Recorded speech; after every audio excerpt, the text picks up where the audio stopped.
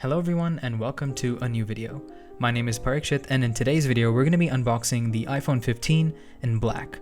Now this was a super tough cookie to get my hands on because of all the stock issues. I think this thing's selling like crazy, but I'm glad to finally have one. I've gone from the 6S to the iPhone XR and from the XR to the iPhone 13 and finally I've upgraded to the 15. So yeah, this video is just going to be a simple unboxing and my first impressions of having used the iPhone 15. So sit back and enjoy the video. Alright, so here we've got the box, and this one's actually the assembled in India version of the iPhone 15. This is actually quite a big deal, marking Apple's departure from assembling in China. Typically, made in India iPhones aren't available at launch, so to have one at launch is actually really cool. Okay, back to the unboxing. Now, just like previous iPhone boxes, there are no plastic components here. It's a lot of paper and cardboard. If you've been following Apple lately, you'll know their push towards a net zero carbon footprint in 2030, so all this makes sense. Alright, it's time. Let's get into the box. Up front and center is the beautiful iPhone 15 in black. Now, I've been buying blue and silver phones for the last couple of upgrades that I've done, so to finally go back to a black phone like my original 5S feels great. Setting the phone aside, we'll find our USB-C cable because the iPhone 15 doesn't use Lightning anymore. It's USB-C, as I'm sure you've been reading online lately.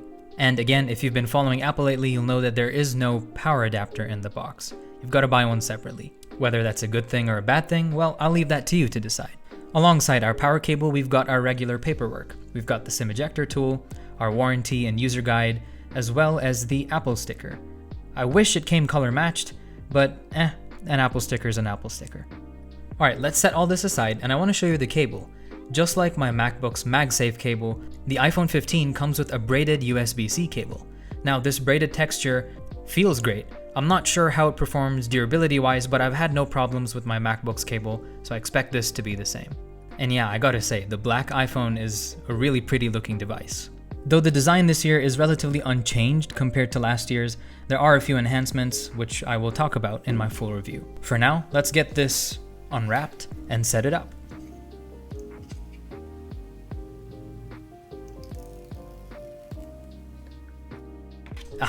Not as satisfying as I had hoped. Let's get this thing powered on, and immediately my first impressions were, damn, this device feels really light. I'm not sure if it really is, I've got to check the spec sheet for this, but it felt a lot lighter than my iPhone 13. If you're coming from an iPhone 11 or older, you're definitely going to be able to tell the difference from the screen to the size of the phone. It's going to be a huge jump, and I guarantee you're going to love it. Talking first impressions, I really love this matte glass on the back. Finally, it's not a Pro exclusive feature anymore. I'm so happy about that. But yeah, like I was saying earlier, if you look at the bottom of the phone, we've got USB-C now. We don't have Lightning anymore. Lightning is completely phased out. USB-C is the way to go, and I'm super happy that this change has finally come to the iPhone. Design-wise, this thing feels great in the hand. The sharp cut kind of edges are gone, and we've got these rounded edges and rounded corners, and it feels great to hold in the hand, especially combined with how lightweight it is. It's a great phone to hold. This is also the first phone that I'm using with the dynamic island, and I think it's a huge upgrade compared to the kind of stale and boring notch. Granted, the dynamic island is a software feature. It has turned out to be pretty useful in the last day or so that I've been using it. Whether it actually is worth it, well, we're gonna have to stay tuned for the full review to find out. But so far, it's a pretty fun feature and I really like it. Something that stood out to me while I was filming this was how much brighter the screen gets outdoors.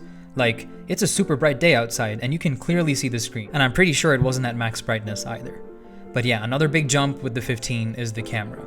As usual, the iPhone just gets these huge camera upgrades every year, and this year I'm really happy to say that it's borrowed a lot of features from the 14 Pro and made them much better. And finally, having a front camera with autofocus is a pretty nice perk too. But yeah, I've only had my hands on this phone for like a day really, so these are my genuine first impressions. I really haven't had the time to, let my experience sink in a bit. But it's been great to use so far, and I'm looking forward to making an awesome review on this one. So stay tuned for that. So that brings us to the end of this video. I want to thank you guys so much for watching. Comment iPhone 15 with a black heart, and that'll let me know that you've made it to the end of this video. Time for the usual YouTuber antics. Hit that like button, subscribe, and hit that bell icon so you don't miss any future uploads because I've got a ton coming soon. Once again, thank you guys so much for watching, and I'll see you guys in the next one. Take care and peace.